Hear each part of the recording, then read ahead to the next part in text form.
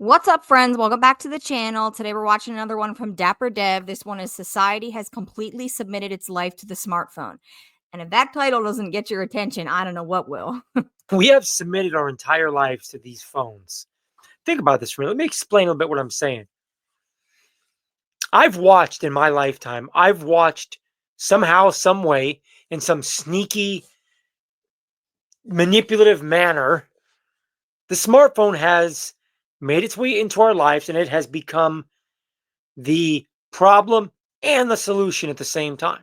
It's simultaneously somehow become the problem and the solution to most things in most of our lives. Interesting way to look at it. Yeah, that's true. Simple one to talk about is dating, right? I talk about dating all the time. It's a common theme on this channel. Well, let's look at dating a little bit. I don't think anyone's going to argue the fact that a lot of the issues in the dating market today are from smartphones and social media, dating apps, everything that comes along with the smartphone. Dating apps are a special kind of hell, okay? There are some real psychos on there. You got to be careful these days, guys. I'm not even kidding. The people can stalk, like stalking in 2025 is a whole other level than it ever was before. Like people really will do some crazy shit on dating apps, okay? Like be wary, be careful, be safe out there, guys. Also, that sound was my beast dog. She's laying down behind me. I apologize. She's always in here. So if you hear weird sounds in the back, it's just my dog, Peggy. They are what has toxified everything to the degree that it is. But they're also the solution because that's where the party's at. That's where everyone is. They're on social media or they're on the dating apps. That's where you go to try to combat the problem that this thing has created. You don't really have a choice. That's where the action is. You either go along with it or you live on a deserted island by yourself. It's more fun to be on a deserted island, I think. Definitely. Look at like the political divide and arguing over any hot topic. Smartphone has poured gasoline on that. More than that, I feel like the smartphones are like responsible for how divided the country is. I've never seen it like this before. I said that in one of my other videos that was talking about just how divided everything is. It really, I've just never seen it this bad before. And it's hard to know how people are going to react to your presence. You know what I mean? It's kind of, I find myself avoiding people because I don't know how they're going to react or who they are, what their phone fed them this morning, you know? Maybe they don't want to see anybody today because their phone made them really angry first thing in the morning, you know? It's skewing people's brains and making them not think the way that we normally would.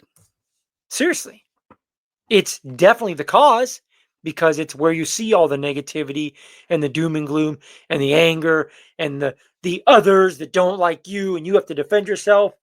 But it's also the solution because it's where you have to go to defend yourself. It's where you have to go to prove your point, to show them who's right, and to pay attention to the enemy. See what they're saying. What have they been up to? Because I don't want to get snuck up on. I don't want to have a sneak attack of any kind. It's the problem and the solution. God, how sick is that? It's sick. It really is. I think if you were to ask most people to give up their smartphone, to just go back to like a flip phone, I'm willing to bet most would want to, but very few would. Mm-hmm. I don't think. And I'm willing to bet that if people did give up their phones for a little bit, you would see people go absolutely psychotic. There would be temporary psychosis everywhere. The streets would be an absolute zoo. I'm not even kidding. I guarantee people would literally have withdrawal symptoms. I think many people can disagree with what I'm saying here. Although I know there's some of you out there, because every time I talk about the phones, I get emails, people saying you're a moron. Stop. People are so dumb.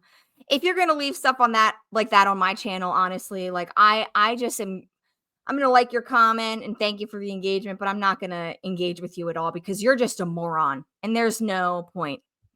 Blaming smartphones. But I fully disagree. I mean, The overindulgence in filth. And I also feel like people saying that are just unwilling to admit that they're addicted to their phones, most likely. The ability to have everything at your fingertips ruins us in a sense. Same with the arguing and stuff, not just like sex and buying things and food. No, no, all of it. We're losing the ability to be human. Yeah. And it used to be like your thoughts, everything you thought and said wasn't recorded. It wasn't somehow there wasn't record of it everywhere. And I feel like it's forced humans. It's been, on the one hand, it's been good for self-reflection for sure. But at the same time, I just don't think we're supposed to carry the weight of everything we've ever done in our entire lives. I just don't think our brains and our souls are designed to be able to handle that. It's just too much. You can't just let go and live anymore. You have this thing that's tied to you of all of your thoughts and hopes and dreams and good things and bad things that you've ever thought or done. It seems it's overwhelming. Look at old videos of people before smartphones, and at the risk of being made fun of, it makes me want to cry. I want to cry when I see those videos. I literally start crying. I'm not kidding. Especially if it comes up on like shorts or something, and it'll have that really sad song Jacob and the Stone. Do you know that one? I don't even want to play because it's gonna make me cry, but it makes me cry every single time. And they always have it to these old videos, and it just makes you really nostalgic for a time that you never even got to experience, at least for me. It's a different world. I feel like I'm looking into a different world. I'm so sorry about my dog. I don't know what her problem is. Peggy, can you go somewhere else? You're interrupting this. I love you. A different planet, some faraway planet I don't even recognize anymore. And thank God, as a millennial, we were the last ones to really know what it's like to grow up without that. I'm so thankful for that. The last generation. I'm Gen Z. I wish I never even had a phone until I was like 22 years old. That would have been so much better for me, honestly. I think it would have spared me a lot of grief. To have memories riding your bike, playing with your friends, sitting under the tree, just daydreaming. Mm-hmm. Kids don't do that. That's literally not a thing. I know. Isn't that so sad? They don't use their imagination anymore. Do kids even have an imagination anymore? It seems like everybody just thinks for them, and they're not even allowed to ever have free reign like that anymore. It's just so depressing to me, man. Mm-hmm. It is. So depressing to me. I I hate agree. it. I hate the way this is. It makes me so sad when I'm like with my family or my friends, and we all just kind of go on our phones whenever there's silence, and I feel the emptiness in the room with me, and I feel the disconnect, and it makes me really sad. And it's so hard to pull away. It really is.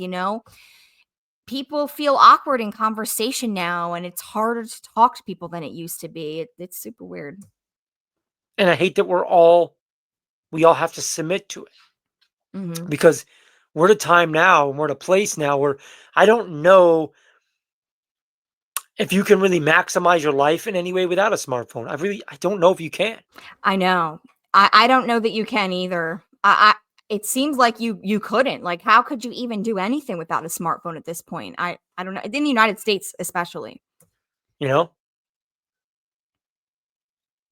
And I think if you try to like unify and spread the word of everybody to take a digital detox and to step away from social media and step away from the corn videos and step away from all this filth, and I don't know how many people would do it. I don't know how many people would go along with it. I think a lot of people are really truly addicted, and they need like help getting away from their phone, like a rehab for phones. Oh my gosh. That might be my next business endeavor. Say this much though, if we were able to unify in a sense and step away from all this toxicity, make no mistake, human interaction would heal quite a bit. Dating would heal quite a bit. 100%. Yeah. And I know you guys are going to say, oh, this female. You would see depression rates go down, all of it. It would just get better. Nature and this. I'm not saying that doesn't exist. What I'm saying is, Of course, after the withdrawal symptoms. the human experience would get better a measurable amount. It would take time. It would take healing. It would take adjusting, like an addict going through detox. But at the other end of that, things would get so much better. It would get like immeasurably better. Mhm. Trusting neighbors, not thinking everybody that looks different than you or votes different than you or whatever is your enemy. Not being, not having gasoline poured on that flame that's inside all of us, because we all see what's going on. We all see the division, and Mhm. but Well, most of us. stopping the flow of gasoline being poured on all of the division would certainly help. It would let the fire die down.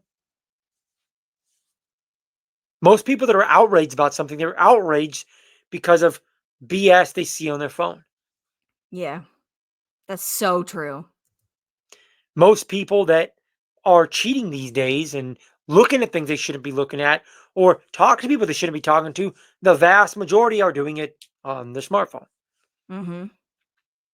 That's so true. See, humans don't do well with temptation. Humans are incentive based creatures, and we're lazy creatures. It takes a lot to not be lazy as a human. Mhm. By nature, we want to take the easiest route. And we live in a time where they are making it really easy to be a lazy, lazy person. Like, truly. We live in a time where you can affirm DoorDash. Okay? That's all I have to say about that. That's what we do. It's human nature. It's difficult to do things the hard way. It's difficult to say, no, I'm not going to take a shortcut. It is very difficult.